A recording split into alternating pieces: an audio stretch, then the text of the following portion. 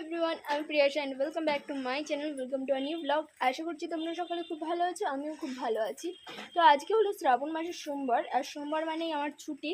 আর তাছাড়াও যেহেতু সোমবার, তো আজকে উপোস আমাদের। আজকে আমরা যাচ্ছি হলো জলেশ্বর মন্দিরে। তো বেশি এখন কথা বলবো না, চলো ব্লগটা আগে স্টার্ট করি। আর ব্লগটা স্টার্ট করার আগে বলে নিই, please do like, comment, share and subscribe. তোমরা আগের ব্লগস বা ভিডিওতে অনেক সাপোর্ট করেছো, এখনও অনেক সাপোর্ট করা দরকার আমাদের, তো প্লিজ সাবস্ক্রাইব করে দিও। চলো ব্লগটা তাহলে স্টার্ট করি, লেটস স্টার্ট। কিছুক্ষণ ওয়েট করার পর টোটো চলে এসেছিলো, টোটো করেই বেরিয়ে গেছিলাম তাই। আর টোটো বুক করে নিয়েছিলাম আগে থাকতে, মা যেহেতু যাবে বলে। আর মায়ের ইচ্ছে ছিল এই জায়গাটায় যাওয়ার, যদিও অটো করে যাওয়া যায় 1 নম্বর গেট থেকে, কিন্তু মা যেহেতু আছে তাই জন্য ওই রিক্সটা আর নিইনি। দেন ওখানে পৌঁছে গিয়ে মাথায় তিলকও পরিয়ে দিয়েছিলো। আর বাড়ি থেকে আমরা সমস্ত জিনিস নিয়ে গেছিলাম, সেটা আর কি ঝুড়ির মধ্যে সাজিয়ে নিয়েছিলাম।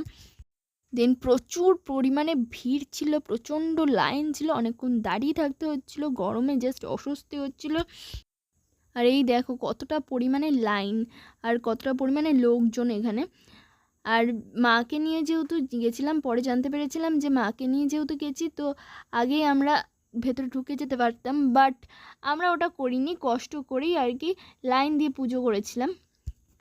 এত কষ্টের পর যখন না ভেতরে ঢুকেছি, মনেই হয়নি কোনো কষ্ট করেছি, যদিও ভেতরে প্রচণ্ড ভিড় ছিল। কোনো রকম করে মাথায় আর কি জল ঢেলেছি শিব ঠাকুরের মাথায়। আর এখানকার লোকেদের মুখেই আর কি শোনা যে ঠাকুর নাকি পুকুরে রাখা হয় সারা বছর ঠাকুরকে।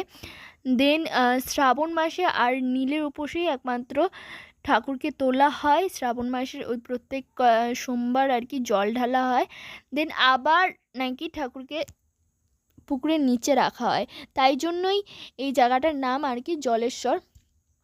আর ভেতরে এতটাই ভিড় ছিল, আর মানে জাস্ট দাঁড়ানো যাচ্ছিল না, পড়েই যাচ্ছিলাম এমন, এতটা স্লিপারি ছিল আর এতটা ভিড় ছিল, কোনো রকম করে জল ঢেলে চলে এসেছি। দেন ওখান থেকে ফেরার পথে আমরা গেছিলাম কুলপুকুর মন্দিরে, কেননা মা যখন অসুস্থ ছিল তখন মায়ের জন্য একটা মানত করে এসেছিলাম যাতে আমার মা সুস্থ হয়ে বাড়ি ফিরে আসে মন্দিরে গিয়ে। তাই একটা প্রসাদ দিয়ে এসেছিলাম, প্রসাদ আর ফুল দিয়ে এসেছিলাম একটু ঠাকুরের কাছে। আর বলে এসেছিলাম যে এবার যেন পুরোপুরি সুস্থ করে তোমার কাছে নিয়ে এসে তোমাকে পুজো দিতে পারি। আর আমরা যখন গেছিলাম মন্দির পুরোপুরি বন্ধ হয়ে গেছিলো, মায়ের যেহেতু মানত ছিল তাই জন্যই আর কি গেছিলাম। আর যে গাছে আমি একটা শাখা বেঁধে এসেছিলাম সেটা খুলেও নিয়েছিলাম সেদিন, যেহেতু আমার মানতটা আর কি পুরোপুরি হয়ে গেছে। এরপর বলেছিলাম যে পুরোপুরি মাকে সুস্থ করে নিয়ে আসবো, একেবারে মায়ের পুজো দেব। তো ঠাকুরকে এটা বলে এসেছিলাম। আর মায়ের সেই সময় না পুরোপুরি পাগল পাগল লাগছিল, তাই জন্য এই ঠাকুরের ভরসাতেই ছিলাম, একমাত্র মাকে তাড়াতাড়ি জানি বাড়িতে ফিরিয়ে আনতে পারি। ঠাকুরকে তখন একটাই কথা বলেছিলাম, আমার আর কিচ্ছু চাই না, তুমি শুধু আমার মাকে ফিরিয়ে দাও, আমার মা যাতে তাড়াতাড়ি বাড়িতে ফিরে আসতে পারে, শুধু এইটুক ব্যবস্থা করে দাও। দেন আমরা ওখান থেকে বাড়ির উদ্দেশ্যে রওনা দিয়েছিলাম। আর রাস্তাটা না এতটা সুন্দর, মানে কি বলবো, দুপাশে গাছপালা, এত ভালো লাগছিল, এরকম সবুজ একটা জায়গার মাঝখানে দিয়ে রাস্তা, খুব মানে সুন্দর একটা রাস্তা জাস্ট। আর আমরা না ওই দিকে কোনোদিনও যাইনি, কুলপুকুর মন্দির অবধি গেছি, তারপর জলেশ্বর মন্দির অবধি কোনোদিনও যাইনি, তাই খুব ভালো লাগছিলো এই নতুন নতুন রাস্তা দেখে আর এরকম সবুজ একটা জায়গা দেখে। সেই বেরিয়েছিলাম 12টার দিকে, হ্যাঁ 12টার দিকে, এখন পৌঁছলাম, এখন আই থিঙ্ক 5টা বেজে গেছে। যা অবস্থা মনে হচ্ছে তো 5টা আই থিঙ্ক বেজে গেছে। তো ভেতরে সেরকম ভিডিও করিনি বিকজ প্রচুর পরিমাণে ভিড় ছিল, মানে জলটাই কোনো রকম ঢেলেছি জাস্ট, দেন তাড়াতাড়ি বেরিয়ে এসেছি। আর তারপর কুলপুকুর মন্দিরে গেছিলাম বিকজ মায়ের একটা মানুষের ছিল, তাই জন্য মায়ের যখন অপারেশন হয়েছিল তখন আমি কুলপুকুর মন্দিরে গিয়ে আমি পুজো দিয়ে এসেছিলাম, মা যাতে ঠিক হয়ে বাড়িতে ফেরে। তো তাই জন্য এখন জামা কাপড় চেঞ্জ করে তারপর কথা বলছি। তো বাড়িতে এসে ওই ভিডিওটা করার পর দেন আমি খেয়ে দিয়ে ঘুমিয়ে পড়েছিলাম, উঠেছিলাম 8টার সময়। আর আমি যখন ভিডিও ক্লিপসগুলো দেখছি তখন আমার মনে পড়েছে যে আমি ওই ব্লগটা এন্ডই করিনি। তাই এখন ওই ব্লগটা এন্ড করতে চলে এসেছি। আর রিসেন্ট যে ঘটনা ঘটছে তা নিয়ে না মুখ খুলে পারলাম না। আরজি করের মতো একটা জায়গায়, যেহেতু আরজি করের কিছুদিন আগে অবধি আমার মাকে চিকিৎসা করে নিয়ে এসেছি বাড়িতে, যেখানে ডাক্তারকে আমরা ভগবান বলে জানি, সেরকমই একটা জুনিয়র ডাক্তারের সাথে এরকম একটা ঘটনা ঘটে গেল। জাস্ট মেনে নিতে পারছি না, মনে হচ্ছে কি নিজের কারোর একটা হয়েছে। কি বলবো, ওইখানকার ডাক্তাররা যেরকমভাবে দিন রাত কষ্ট করে যায়, তারপরেও এত পোলাইট বিহেভিয়ার, এত সুন্দর বিহেভিয়ার যে কি বলবো, কিছু বলার নেই। সেখানে ডাক্তারের বিষয়ে স্পেশালি জুনিয়র ডাক্তাররা খুব ভালো বিহেভিয়ার করে। আমার সাথে বা আমাদের সাথে অত সিনিয়র ডাক্তারদের সাথে কথা হয়নি, জুনিয়র ডাক্তারের সাথেই বেশি কথা হতো। তো তারা অনেক ভালো ব্যবহার করতো, সবসময় মাকে তো মা মা বলে ডাকতো। আর সেখানে আরজি করার মতো একটা জায়গায় এরকম ঘটনা ঘটে গেল, যেখানে ডাক্তাররাই আমাদের দেশে, ডাক্তাররাই যেখানে সেভ না, সেখানে আমরা তো সাধারণ মানুষ। আরজি করার মতো জায়গা, আমি রাত 3টের সময় ঘোরাঘুরি করে গেছি। সেখানে যদি আমার কিছু একটা হয়ে যেত, সেখানে কি বলবো, মানে কি এত কিছু মাথার মধ্যে ঘুরছে না, জাস্ট মেনে নিতে পারছি না এই ঘটনাটায়। এই 2024-এর মধ্যে এসেও মানুষ যে এতটা নরকীয় হতে পারে, এতটা নীচ হতে পারে, কিছু বলার নেই।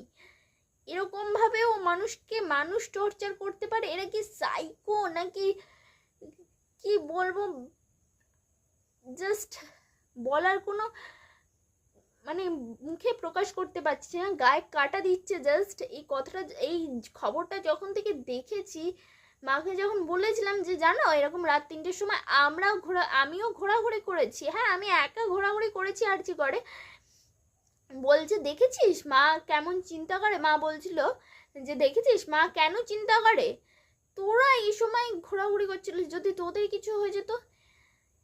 কি বলবো, কিছু বলার নেই, মুখে কোনো ভাষা নেই।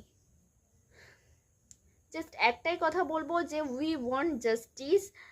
তো 14 তারিখ সব জায়গাতেই অনেক মিছিল বেরোবে রাত 11টার সময়, তবে হাবড়াতে স্পেশালি রাত 9টার সময় 1 নম্বর গেটে অনেকে, মানে এখানকার মেয়েরা বেরোবে বলেছে।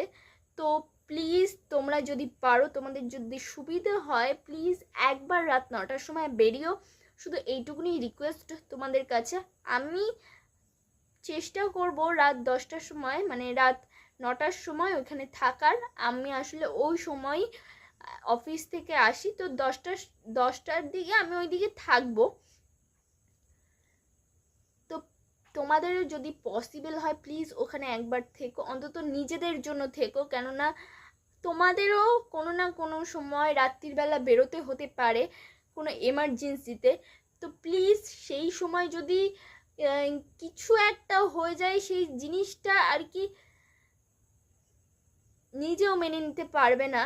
তো তাই তোমাদের জন্য প্লিজ একবার বেরিও, এইটুকুনি রিকোয়েস্ট আছে। আর বেশি কিছু বলবো না, জিনিসটা না এমন একটা জিনিস মেনে নিতে পারছি না একটা মেয়ে হয়ে। আর খালি নিজের মধ্যে আতঙ্ক সৃষ্টি হচ্ছে যে রাত 3টের সময় আমি ওই জায়গায় ছিলাম। আমি না ভয় ঠয় অত পাই না, কিন্তু এই সব পশু থাকলে তো মানুষ ভয় পাবেই। সেই ডাক্তারও ভয় পেত না, ডাক্তারও অবশ্যই কোনো ভয় ঠয় নেই, কিন্তু তার সাথে তো এরকম একটা জিনিস হয়ে গেল, তাকে ঘুমের মধ্যে এরকম একটা কেউ কিছু করলো। আমি চাই অপরাধী যারা আছে তারা জানি শাস্তি পায়, কেননা এটা একজনের পক্ষে পসিবল না। যেটা হয়েছে তার সাথে, যেরকম নরকীয় অত্যাচার হয়েছে, সেটা একজনের পক্ষে পসিবল না, সেটা অনেকজন করে থাকতে পারে। তো তারা জানি শাস্তি পায়, ব্যাস এইটুকুনি চাই। তারাও জানি যে দিদিটা শাস্তি পেয়েছে তার থেকেও দ্বিগুণ নরকীয় শাস্তি তারা জানি পায়। So please do like, comment, share and subscribe, পারলে বেল আইকনটা ক্লিক করে দিও যাতে আমার ব্লগ বা ভিডিও নোটিফিকেশন তোমরা খুব তাড়াতাড়ি পেয়ে যাও। আর কিছু বলার নেই, বাই।